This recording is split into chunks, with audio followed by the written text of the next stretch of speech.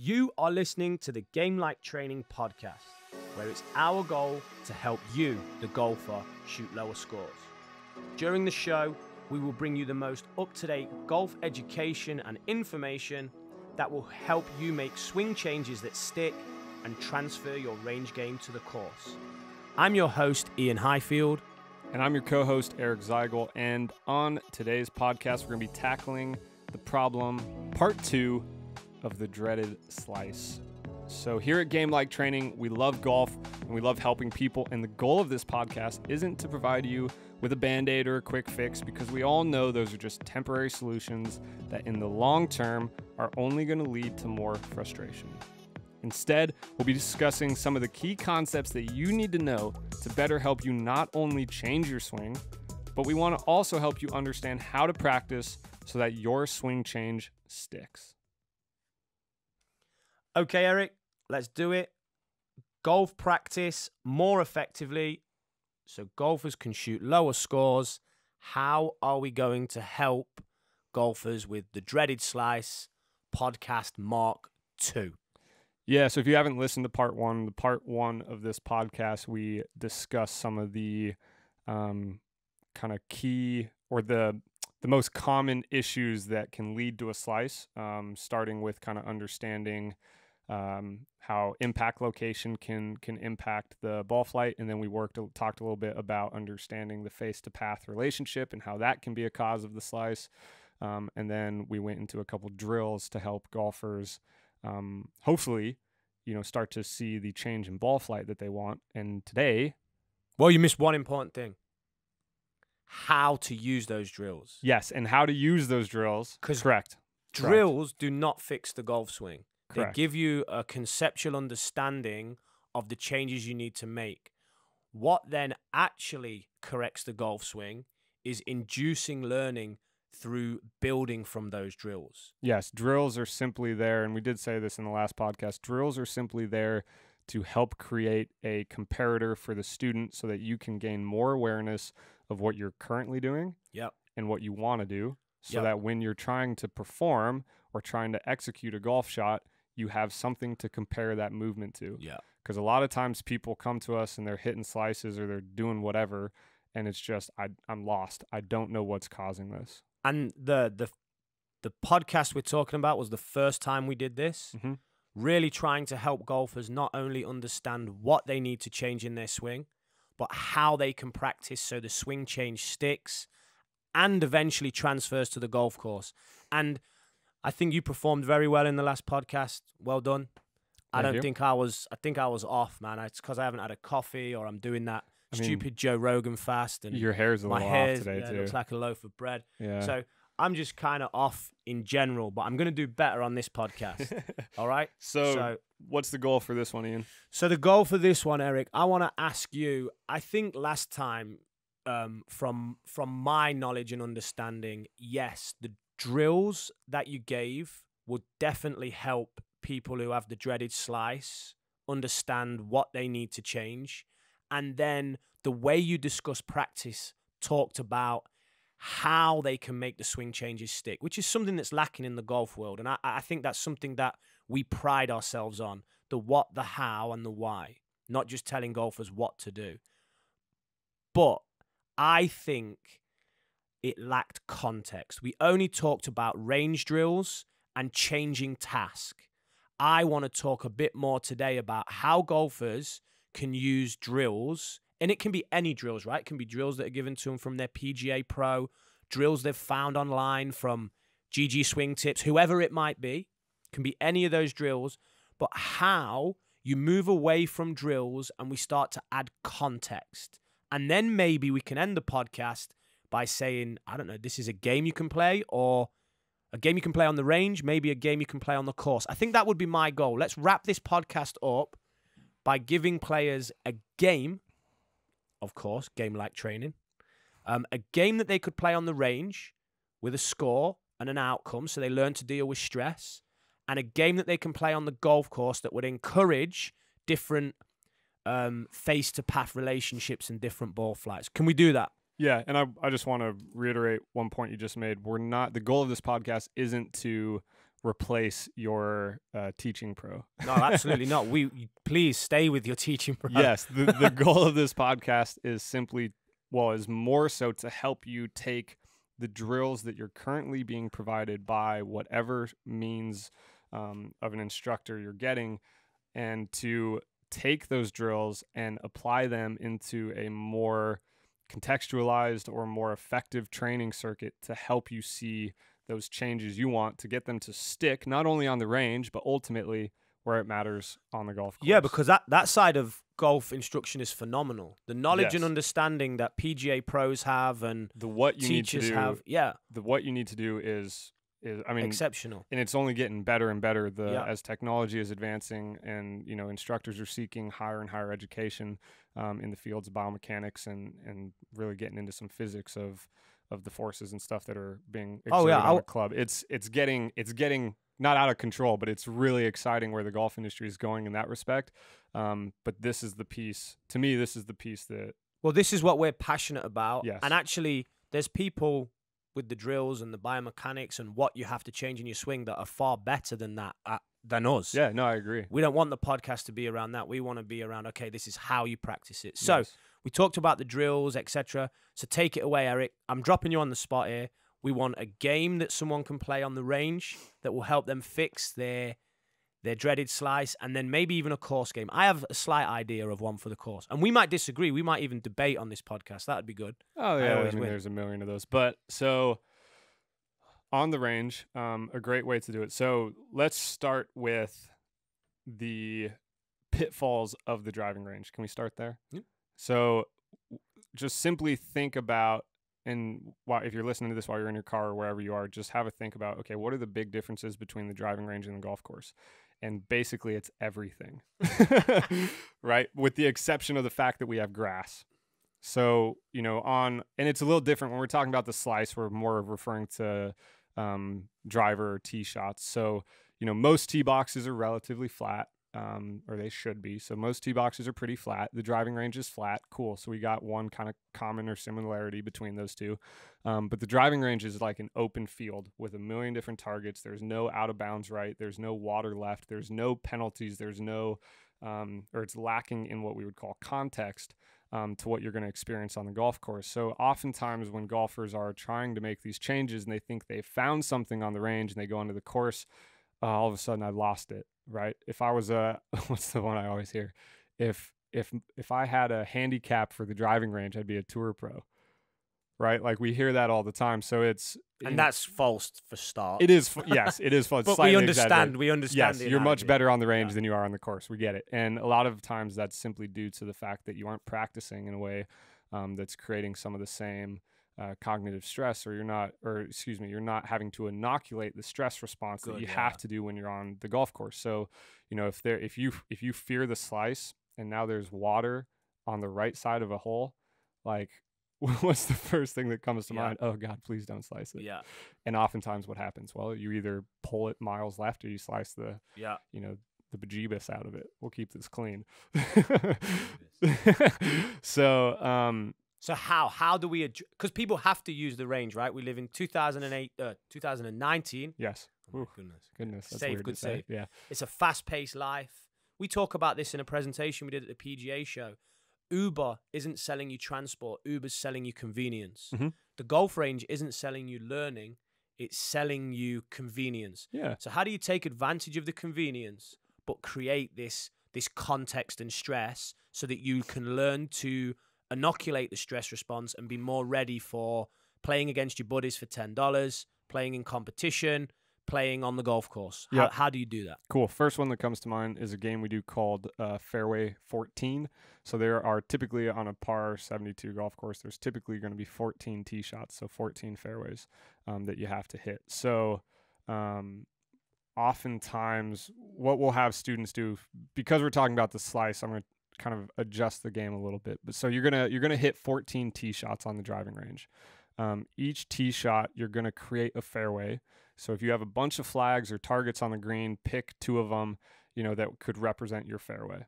And if you really want to challenge yourself, make it smaller than a fairway that you'd experience on the golf course. I'm not saying it has to be like something crazy like 10 yards wide, but, give yourself something realistic to shoot at, and give yourself, we're going to tie a score to it. So if you hit a slice, if you miss the fairway to the right, you get no points. If you hit the fairway, you get 5 points. And if you miss the fairway left, you get 3 points. So now you're starting to kind of not only reward yourself for hitting good shots, but you're also starting to bring in some of that stress of the fear, because golf, we don't like seeing big numbers. We don't like when our score, we don't like writing 8s on our scorecard or whatever the case might be. I've never done it. Yeah, the dreaded snowman. So as soon as we start to kind of tie a score or associate a score into our training on the driving range, now we're going to start to have to deal with stress a little bit. So that would be the game for the range. 14 tee shots, different fairways each time. I understand that there might not be enough. You might not be able to find 14 fairways on your range. So try to alternate. Maybe you can only find 3, and you just go 1, 2, 3, 1, 2, 3, 1, 2, 3, and you kind of rotate back and forth between those. But then to take it to another level, after you hit your tee shot, think of what you do on the golf course. Well, you either hop in your cart or you have to walk to the ball. So now there's an element of time in between that shot. So we need to add an element of time. So whether that's going to be going and hitting a putt, or if it's going to be then grabbing an iron. If you hit the fairway, now I grab a short iron and I hit to a green, right? Or if I miss the fairway, then I grab a long iron and I have to hit towards a green. And that could be a different game where you start to then give yourself points for hitting the target or not hitting the target. And if you don't want to give yourself points for that, that's fine. But break it up, add some time in between that next tee shot. That would be where I'd start with the range. I'm going to jump in. Yep, go for it. I think a great way of adding time is to journal. So hit your shot. What was it? Fairway 14, you call this game, yeah? So you're playing fairway 14, hit your shot, and then mark down in a journal. Where did it hit on the face? How was the tempo of the golf swing? How was the tension? How engaged were you on your practice swing? And give yourself a score out of 10 for your general execution. And then if you didn't get the result you want, what's the goal for the next swing? What are you going to try and do differently?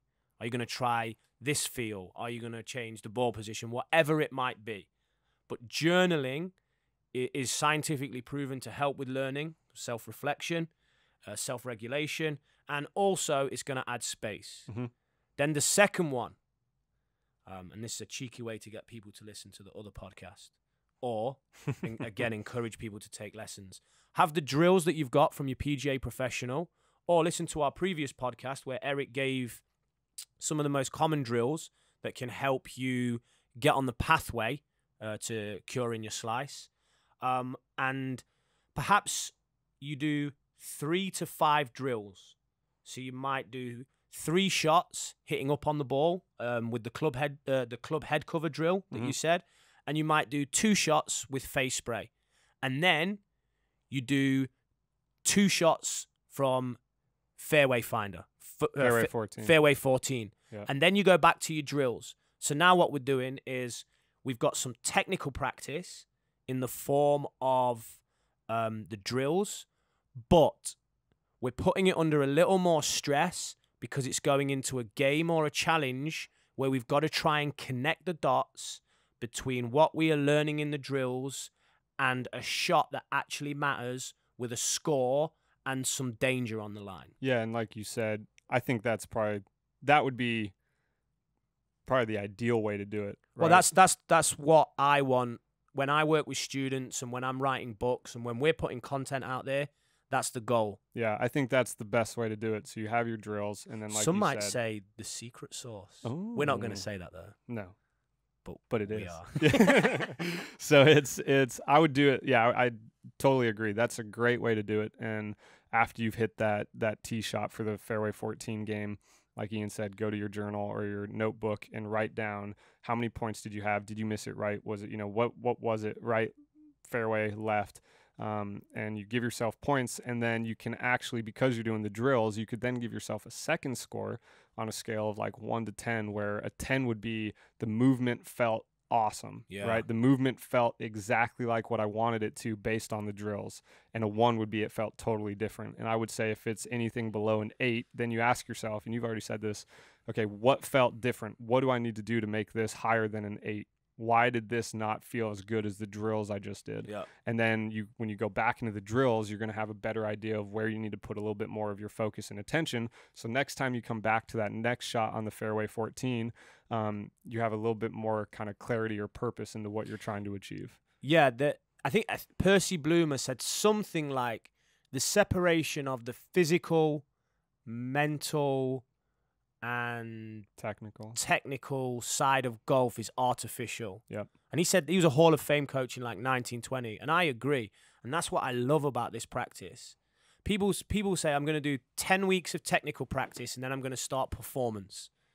I don't see that. You can't isolate them. I don't see it and I don't see I get periodization to a point, but not as deep as some people talk about it. So I love this because you're getting your technical reps in without blocked repetition, and you're getting them in an environment where you also have to hit performance shots. You also have to deal with outcome stresses. You're playing for score. So for me, practicing in this way, interleaving the technical and the performance, is effective use of the golf range. You can still take advantage of the convenience of the golf range, but your golf game is going to synergize. Yeah, you're starting to prepare yourself for the golf course. Exactly. Nice segue. Thank you. So this is great, and everyone can practice. Everyone that wants to practice like golf can. Everyone that wants to practice golf on the golf range can do this. There's no real excuse for not setting up your practice in this effective way. And adding spacing, variability, and challenge to your practice is scientifically proven to induce deeper learning. So if you're a keen golfer that goes to the golf range, please listen to what we've just said. It will help you retain and transfer swing changes and potentially shoot lower scores. Now, if you're a keen golfer that has a few more hours to put in and a bit more spare time and access to a golf course, then go on, Eric, what would we recommend? Time to take it to the course. There you go. So, yeah, you can work on, believe it or not, I'm going to say this, you can work on your golf swing on the golf course. That's a mind-blowing statement. Yeah. Yeah, so we can work on the golf swing on the golf course. So this is where all the kind of education we've done in the teaching game for understanding or the constraint-led learning really comes into play. So creating an environment on the golf course for students to still be working on, in this example, changing their slice, but out in a true contextualized performance environment, right? You're as close to the real thing as you're ever going to get because you're now on the golf course. Yep. So I'm going to throw out one game. I'll give a game, you give a game. Yeah, and then we'll finish. Well, I'll throw one out and then we'll build on it. Yeah. Because I think this is probably going to be similar to the one you're going to do. So mine's going to be way better. I don't know about that. So the one that would come to mind for tee shots would be basically forcing yourself to line up on the left side of the tee box, and you have to aim down the right rough. And I knew this was where you were going to go. So you have to aim at the right rough. And ultimately what this is going to do is it's going to encourage you you're going to have to find a way to get this ball to go left, right? Even if, and it's not a guarantee. You might pull some shots, but it's going to help you build some awareness of basically what I need to do to not get this ball to slice. Right, because oftentimes golfers start to aim so far left that the ball actually starts going further right. Mm-hmm. So forcing yourself to aim more down the right hand side of the course is going to be the challenge. And you can give yourself, you can assign points to it if you want to, where it's if you hit it into the right rough, or if you aim down the right rough and you hit it straight, we'll say, and it finishes within 2 club lengths of the fairway, you get 1 point. And if you hit a slice, then, minus 1 point. And then if you actually hit it into the fairway, if you hit that shape that you want, if you get to finish in the location that you want, then you give yourself 2 points. So you can start to kind of tie score to it as well. Plug the YouTube channel, man. The games. Yeah. So if you go onto our YouTube channel, Game Like Training Golf, we have a bunch of on-course challenges and games. we don't necessarily. Well, we have 4 right now. Yeah, and there's gonna be a bunch of them. They take a little time to build out, but they're pretty cool. And they're ultimately just we're trying to make the golf course more challenging than it would be when you're playing, right? We're trying to put you under the most stress in a safe environment, in the practice setting, to where when you are in a competitive environment, whether it's, you know, you play tournament golf or even just playing against your buddies on a Saturday or a Sunday, whatever the case might be, trying to get yourself to deal with all the stresses that come from playing some sort of competitive golf. You might even be playing by yourself and trying to shoot your best score, right? There's so many different scenarios where golf will provide stress, and we're trying to create games and challenges for you to where you can go onto the golf course and you can start to not only adapt your golf swing to the demands of the environment, to the demands of the golf course, but also start to inoculate that stress response so that you can better perform in those situations. Yeah, so if you go to YouTube, Game Like Training, we have a playlist in there, golf practice, on-course challenges, and you'll see Arick's Computer Genius. We've got 4 so far. They're 1 minute long. They give you games like this. And what I would say to build on what Arick said is I think the environment's a great teacher. So I'm a fader of the golf ball, and if you're ever unfortunate enough to play golf with me, watch me tap it around in between 78 and 84 shots, you'll see that I tee up on the right side of the tee box every time. I aim at the left rough, probably about 280, the left rough, and I either hit a little fade or it goes straight and into the left rough. So I'm using the environment, and that's actually fueling the tendencies in my golf swing. Now, if I went and played the game that Arick suggested, I would be so anxious on that first tee shot, being over the left side of the tee box and having to fire the golf ball down the right side and trying to get it to come back or just go straight would be against all my natural instincts. So what I have to do is I have to go into that game with a growth mindset, with a learning mindset. I know that I'm going to smash some big push slices. I know that I'm probably going to rip out a couple of pull hooks from nowhere, but stick with it. Don't look for short-term results. If you are a fader of the golf ball and you have or a slicer of the golf ball and you have the time to get on the golf course, do what Arick said. Go to the left side of the tee box, aim down the right. Eventually, it might be 7 holes, it might be 9 holes, it might be 24 holes, it might be 36. If you've got the time, put it in, and the environment will start to help you with your swing mechanics. You'll start to adapt, just like when you're a baby and you learn to walk. Yeah, it's about creating an experience, a learning experience. It's not, the goal of this isn't to go out there and hit all, every tee shot perfect. That's not the goal of this. No, the goal is to hit them not perfect, so you learn. You're going to exactly. learn what's happening. And I just want to make that clear. Yourself. I want to make that clear, because as soon as you get onto that first hole and you don't hit the shot you want to, don't quit. Like you're going to be frustrated, you're going to be upset, and that is the goal. We want those emotions to come out, because those are the emotions that we wouldn't necessarily see on the driving range setting, but those are emotions that we would see when you're playing against your buddies. So we want those emotions and everything to come out in, again, it's a safe environment. You're out there by yourself, you're practicing. It's practice. It's an opportunity to learn. It's an opportunity to get better. Use all the bad shots as an experience to make changes and to build that mental representations, or those mental representations of, the good one felt like this. If you hit only one good shot, like, successful. Yeah. Even if you hit no good ones, that's a successful time out on the golf course. You've used that time wisely, because you're starting to challenge yourself to make these changes that you need to. And that's ultimately what we're looking to do. Yeah, and I'm going to give quickly one more. Okay, go for it. So going back to the first podcast, we talked about Dr. Scholl's foot spray, hitting the ball out the heel, out the toe, out the center, and then taking a break and then trying to get that so you're getting some face awareness, working on centerness of strike, which is very important. What about if you went on the golf course, having done those drills on the golf range, you played 9 holes, and you gave yourself 1 point every time you hit it out the center of the face, and you set your personal best. So you're not playing for score.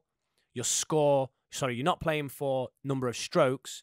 Your score is generated. You get a point every time you hit the ball in the center of the face, because people are going onto the golf range and practicing hitting the ball in the center of the face, and that's fine. It's a starting point. But if you want to hit the center of the face in a tournament or when you're playing on the course with your friends, you got to go practice it there. Good game. Yeah, I like it. So go golfers, go play that game. Set your personal best. How many times did you hit the center of the face in 9 holes? And then even tweet us, text us, fire it onto our YouTube. Not text us, we're not going to give out our numbers. Email us, whatever it might be. But communicate with us. So comment at the bottom of the podcast if you're watching it on YouTube or SoundCloud, whatever it might be. Comment on the bottom. But no, I think that's, because it's starting to go into we're disassociating, some of the outcomes that we would typically associate our success with, right? You're now judging your success on, something that is to an extent within your control, hitting it in the middle of the face.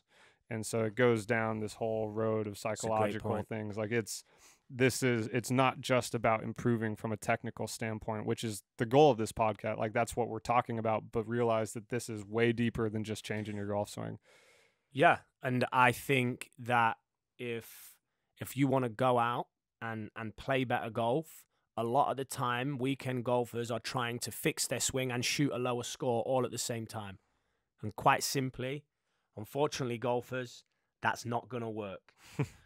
So there you have it. Not only what you need to change in your golf swing to help you with the slice, but how you can practice so that swing change sticks and transfers to the golf course. If you want more on how to transfer your range game to the course, then check out all our resources at www.gltgolf.com, where we help golfers shoot lower scores, provide shoppers the highest level of customer service, and coaches the most up-to-date golf education and information in an attempt to push the world of golf forward. You can also keep up to date with us on Facebook, Game Like Training, on Instagram @GLTrainingGolf, and on Twitter @GLTGolf. Until next time, practice with a purpose, stay in the process, and make sure you enjoy every shot.